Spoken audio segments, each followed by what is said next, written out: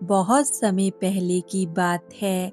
जंगल के पास एक पहाड़ की ऊंची चोटी पर एक बाज रहता था। वो बाज अक्सर आसपास के खरगोशों का शिकार कर कर अपना पेट आसानी से भर लेता था। पहाड़ की तराई में बरगद के पेड़ पर एक कौवा भी अपना घोंसला बनाकर रहता था। लेकिन वो कौवा बड़ा ही चालाक और धूर्त था। वो हमेशा इसी प्रयास में लगा रहता था कि बिना मेहनत किए उसे आसानी से खाना मिल जाए। पेड़ के आसपास जो भी खरगोश रहते थे, वो कौवा अक्सर उन खरगोशों को बाज का शिकार बनते हुए देखता था। जब भी वो खरगोश बाहर आते, तो बाज ऊंची उड़ान भरता और एकदम से एक खरगोश को उठाकर ले जाता। रोज ये देखते देखते एक दिन कौवे ने सोचा, यूं तो ये चालाक खरगोश मेरे हाथ नहीं आने वाले, लेकिन अगर इनका नर्म और स्वादिष्ट मांस खाना है तो मुझे बाज की तरह ही करना होगा। जैसे बाज अपना शिकार करता है, वैसे ही मैं भी एकदम से झपट्टा मारकर खरगोश को पकड़ लूंगा।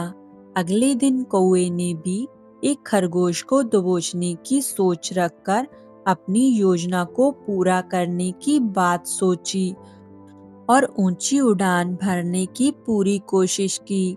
फिर उसने जैसे ही खरगोश को देखा तो बाज की तरह तेज रफ्तार से झपट्टा मारा।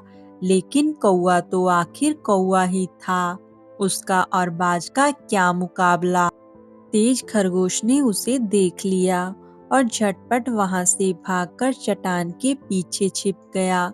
कौवे ने देखा कि खरगोश तो वहां से हट चुका है, इसलिए उसने बिना सोचे समझे अपनी रफ्तार कम करनी चाहिए, पर तब तक देर हो चुकी थी और कौवा इससे पहले कि कुछ और सोच और समझ पाता, तेज रफ्तार में जाकर वो एकदम से पेड़ में टकरा गया और जिसके कारण उसकी गर्दन और उसकी चोंच टूट गई।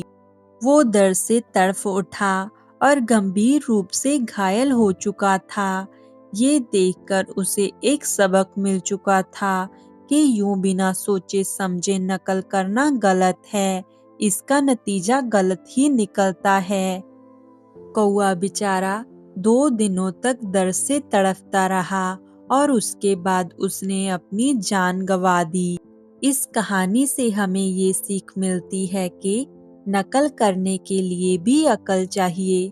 हम अक्सर दूसरों को देख उनकी तरह बनने की चाह में अंधाधुंध नकल करने में जुट जाते हैं, बिना अपनी शक्ति, मानसिक बल और क्षमता को समझे। अगर नकल करनी है या किसी और की तरह बनना है तो प्रेरित हों और मेहनत से सही योजना बनाकर अंजाम दे, वरना लेने के देने पड़ सकते हैं।